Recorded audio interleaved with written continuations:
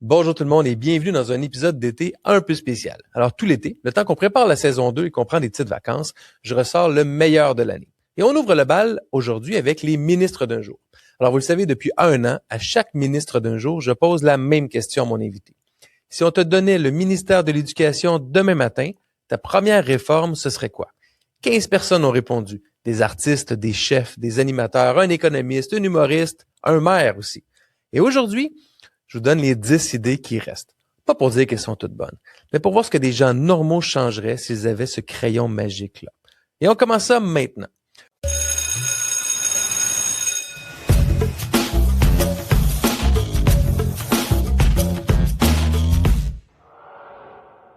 Numéro 1, un humoriste, Pascal Morissette, à qui je demandais sa première décision comme ministre. Et sa réponse, c'est pas une farce. Un nouveau système scolaire basé sur le jeu, un système ludique où sans cesse les jeunes vont user de créativité, où sans cesse on va s'amuser, on va apprendre à travers le jeu tout le temps. Je ramène le hockey mathématique de mon enseignant du primaire, Sylvain Leboutillier. Je ramène l'improvisation pour maîtriser la langue française, pour maîtriser les rimes. Je ramène, ça va être que du jeu, sans cesse. Du jeu toute la semaine, ça va être ludique. Parce que moi, chaque fois que je fais quelque chose avec mes enfants, bon, c'est pas une étude très scientifique, il y a deux personnes qui ont répondu à ce sondage-là. C'est mes deux filles. Aimez-vous mieux jouer ou juste vous concentrer? Et les deux préfèrent jouer. Ouais. Donc, là, on va dire, c'est un clown, il veut juste jouer. Sauf que l'apprentissage par le jeu, c'est une des choses les mieux documentées en éducation. Puis la vraie question, c'est pas si c'est sérieux, c'est pourquoi est-ce qu'on a tassé ça en grandissant. Et on continue avec le numéro 2, Guillaume Lavoie. Lui, il touche à un tabou. Qui a le droit de se tenir devant une classe? C'est probablement la réforme la plus dérangeante du lot. Est-ce que tu peux vraiment transmettre une passion profonde pour une matière? C'est pas normal que, par exemple, en histoire, un étudiant un peu brillant en saurait presque autant que l'enseignant en histoire qui, lui, a fait un morceau de formation universitaire en histoire.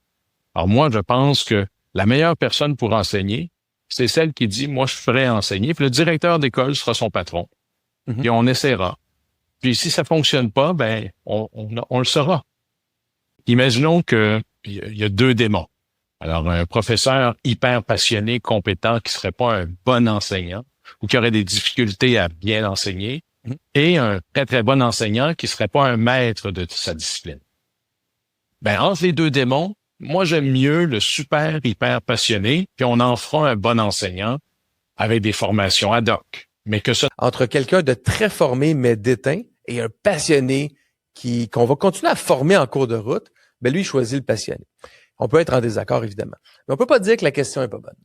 Et on enchaîne avec le numéro 3, Jessica Barker. Elle parle d'un endroit précis dans l'école, le gymnase.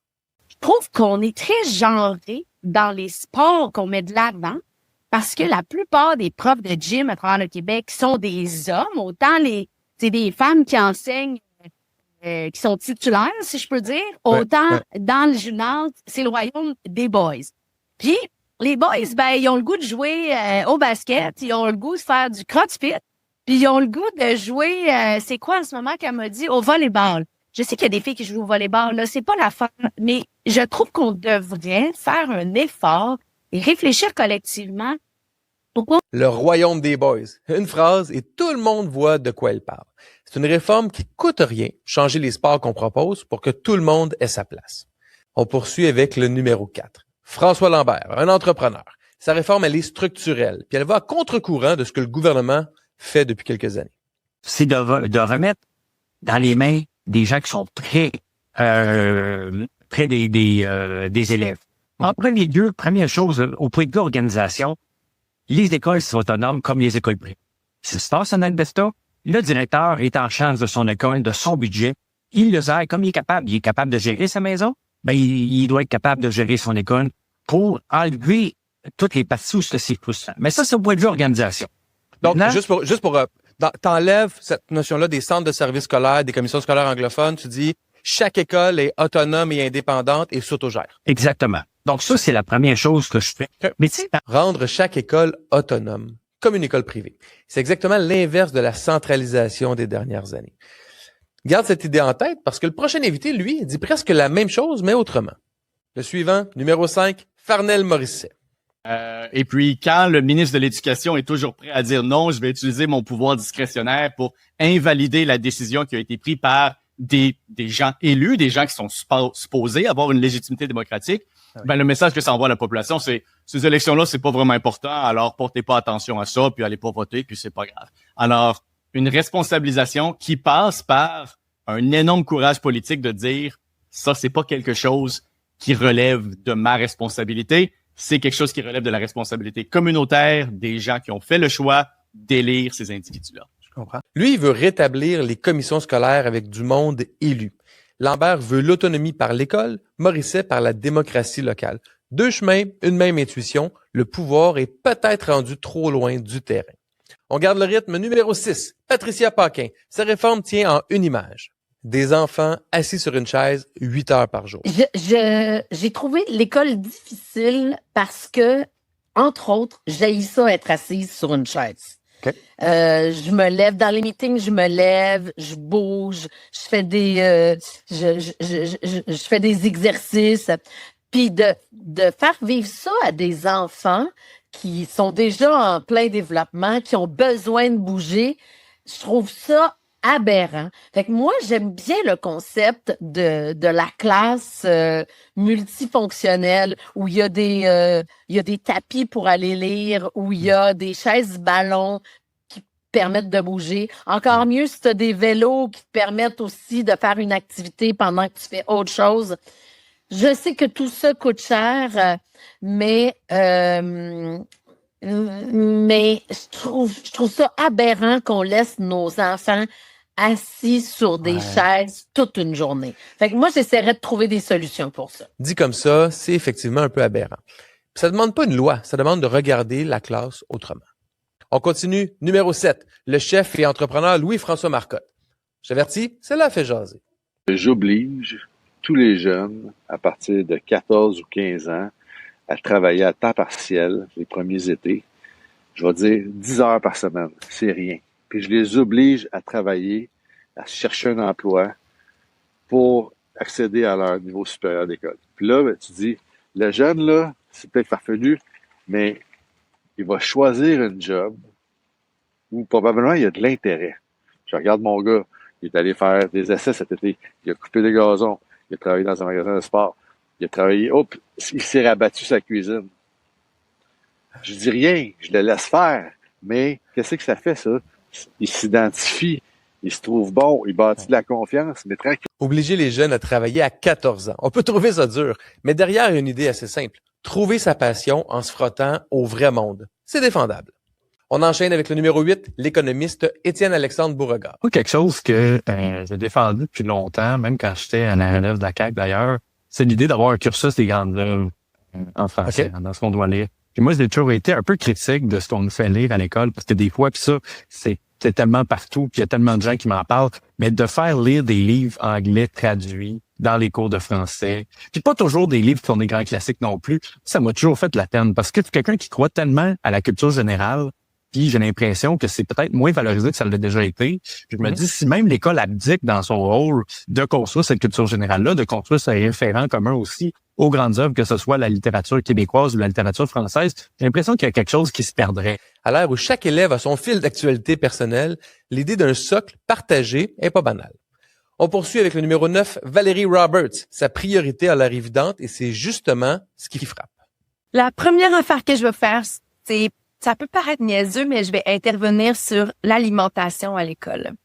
OK. C'est sûr que moi, je suis mariée à un chef, là, fait qu'on dirait que l'alimentation, ça dans ma vie au quotidien, là, tu sais, la c'est un mode de restauration, vie, l'alimentation, ouais, exact. Mais je pense que tu peux pas apprendre convenablement si t'as faim.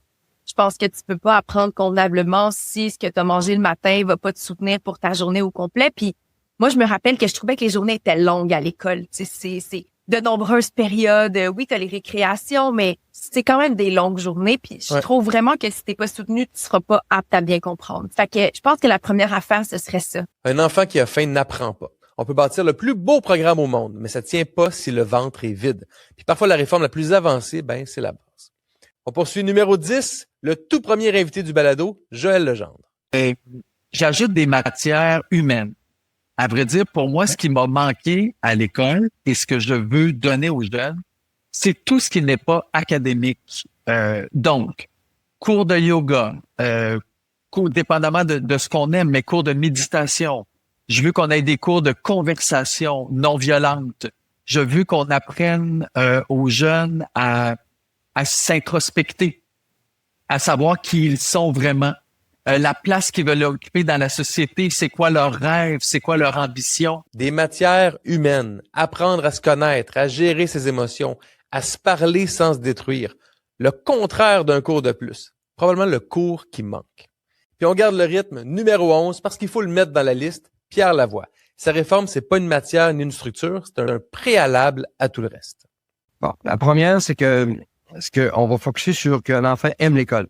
Pour aimer l'école, je dis aux gens, c'est que c'est pas la matière que le titulaire ou ton enseignant te donne qui fait que tu aimes l'école, c'est l'environnement. Donc, ça veut dire qu'il faut que je rende l'environnement agréable. T'sais? Donc, c'est pour ça que quand on pose des questions aux enfants, au primaire, on le fait dans l'école. On questionnait les enfants avant d'en construire. On voulait savoir, qu'est-ce que tu aimes le plus à l'école? Moi, j'étais convaincu qu'elle allait dire le gymnase. Il nous a répondu, être dehors. Oui. Donc, l'environnement le plus important pour eux, c'est l'extérieur de l'école. Faire en sorte qu'un enfant aime l'école. Il dit que c'est pas la matière qui accroche, c'est l'environnement. Puis il a passé sa vie à prouver qu'on apprend mieux quand on bouge et qu'on est bien.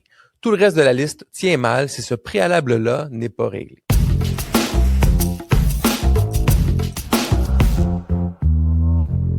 Les meilleurs messages au tableau. On passe l'été à se replonger dans les archives, le temps de préparer la saison 2 puis de prendre des petites vacances. Il y a un rituel qu'on répète à la fin de chaque entrevue ministre d'un jour. Une dernière question. La journée est finie, l'école est vide, les lumières sont fermées, il reste un tableau blanc. Qu'est-ce que tu écris dessus pour les jeunes qui vont revenir demain matin? C'est une question simple. Les réponses, elles en disent long. 6 invités, 6 messages au tableau. On les a sortis des archives sans rien changer. Voici les plus marquants. On commence par le message le plus large. Farnell Morisset ne parle pas de motivation personnelle, il parle d'héritage. Écoutons. Je pense que je vais essayer de le réduire à une phrase, là.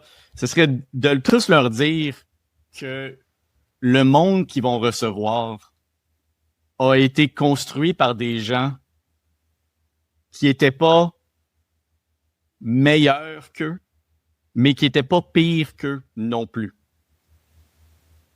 Et c'est à eux, après ça, à le recevoir et à continuer à le bâtir. Pas de leçon de morale, pas de phrase creuse, juste un constat. Le monde que les jeunes reçoivent n'est ni parfait, ni catastrophique. Puis c'est maintenant leur tour. C'est une façon de leur donner du pouvoir sans leur mentir. On continue.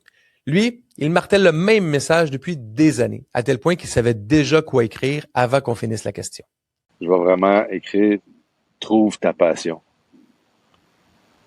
Parce que ça, c'est le message que je donne encore, puis que je martèle, puis que je répète « Trouve ta passion ». Quand tu vas commencer à vraiment triper sur ce que tu fais dans la vie, là, ça va tout changer ta game. Avoir le privilège de te lever le matin puis d'aimer ta job, là, en anglais, il dit c'est priceless, mais trouve ta passion. Trouve ta passion. 3 mots qu'il répète parce qu'il croit pour vrai. Le privilège de se lever le matin puis d'aimer sa job, c'est sa définition à lui de la réussite. Difficile d'argumenter contre ça. On enchaîne. Le message suivant est court. 4 mots. Mais ils viennent directement d'une conversation que Jessica Barker a chez elle avec sa fille. Qu'est-ce que tu écris au tableau? On lâche pas. On lâche pas. C'est dur l'école. C'est exigeant. La phrase que ma petite, elle me dit tout le temps, « Maman, c'est difficile l'école. On nous demande beaucoup de choses pendant la journée. Je suis très fatiguée. » Ben, je dis oui, mais t'as appris des choses, puis ça va être pour le mieux, puis ça va rester dans ta tête pour toujours. Donc, on lâche pas. C'est vraiment ce que je dirais. On lâche pas. Elle nie pas que l'école soit exigeante. Elle le dit même, c'est dur, c'est fatigant. Le message, c'est pas c'est facile, c'est ça vaut la peine de continuer. Et la nuance, là, elle est importante. On poursuit. Notre premier ministre d'un jour, à l'épisode 1, a choisi le message le plus court de tous et peut-être le plus rare à entendre dans une école. Tu les as laissés partir, les lumières se sont éteintes, puis tu t'es dit, hey, je vais leur laisser un petit mot au tableau. Une phrase c'est cute. pour quand ils vont revenir demain matin, pour dire, j'ai goût de leur laisser ce petit message-là. C'est quoi la phrase que tu leur laisses? Je suis fier de vous. Joël Legendre, ministre de l'Éducation d'un jour. Merci beaucoup d'avoir été là. Merci. Merci beaucoup. Je suis fier de vous. Pas de conseils, pas de consignes, juste de la reconnaissance. C'est le genre de phrase qu'un jeune entend pas toujours assez souvent de la part d'un adulte, à l'école ou à la maison. Et c'est important parce que parfois, c'est suffisant pour faire une grande différence. Au suivant, l'entrepreneur de la gang n'avait pas envie de jouer au coach de vie. Son message, il l'a voulu très concret. Pas tellement en partant coach de vie. Donc, les phrases creuses pour moi, il faut que ce soit concret. Donc, le genre de phrase ou de mots que je pourrais, c'est travail. Mais travail intelligemment. Le travail, c'est pas vrai que je travaille 20 heures par jour, que je vais aller plus loin que n'importe qui. Travaille, mais efficacement. Regarde ce que tu fais. Est-ce que c'est vraiment par paresse ou c'est par désir d'améliorer? Donc, ça serait ça ma phrase. Travaille, mais efficacement. Travail, mais efficacement. L'idée, c'est pas de travailler 20 heures par jour. C'est de regarder ce qu'on fait puis pourquoi on le fait. Du stress ou un vrai désir de s'améliorer? C'est une exigence d'adulte posée à des jeunes sans condescendance. Gardons le rythme. On termine avec un message qui répond à une inquiétude qu'elle a nommée pendant toute l'entrevue. On démonise trop notre jeunesse. Je pense que je leur dirais de croire en eux. Puis je pense que je leur dirais que de pas se mettre de limites, de peut-être pousser plus fort que ce qu'ils imaginaient. J'ai l'impression que parfois les jeunes, ils manquent un petit peu de motivation, puis de gens qui croient en eux. Encore une fois, on les rabaisse parfois, nos jeunes, en disant qu'ils passent trop de temps sur leur téléphone intelligent, mais moi, je vois mes deux grandes filles, puis quand on leur demande de faire des activités, puis qu'on les pousse un peu plus fort, puis elles vont laisser de côté le téléphone, puis elles vont faire d'autres choses, puis ça va être extraordinaire. Mais il faut aussi leur laisser la place pour pouvoir le faire, tu sais. Fait que, tu sais, fais ta place, crois en toi, puis je pense qu'après ça, on pourrait être très impressionné. 6 invités, 6 tableaux, personne s'est concerté. Puis la prochaine fois que vous passez devant un tableau vide dans une classe, vous allez savoir quoi écrire. À bientôt, on se reparle pour un prochain épisode d'été. On se revoit au début de la prochaine année scolaire. Abonnez-vous à l'infolette. Vous avez des questions, des commentaires, des idées, des suggestions, carlo@grandpossible.com. Vous pouvez aussi vous abonner à l'infolettre au grandpossible.com/balado. Bye tout le monde. Prenez soin de vous.